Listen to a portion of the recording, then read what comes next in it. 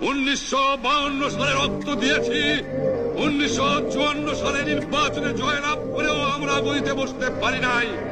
1958 সালে আইয়ুব খান মার্শাল ল জারি করে 10 বছর পর্যন্ত আমাদের গোলাম করে রেখেছে।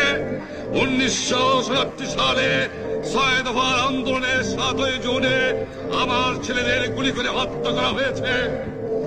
1969 আন্দোলনে আইয়ুব খানের পতন হওয়ার পরে যখন ইয়াহিয়া খান সাহেব সরকার নিলেন, তিনি বললেন দেশে শাসনতন্ত্র দেবেন, গণতন্ত্র দেবেন। আমরা মেনে নিলাম। আমরা পাকিস্তানের সংখ্যাগুরু, আমরা বাঙালিরা যখনই ক্ষমতায় যাওয়ার চেষ্টা করেছি, যখনই এদেশের মালিক হওয়ার চেষ্টা করেছি, তখনই তারা আমাদের উপর ঝাঁপিয়ে পড়েছেন। তারা আমাদের ভাই।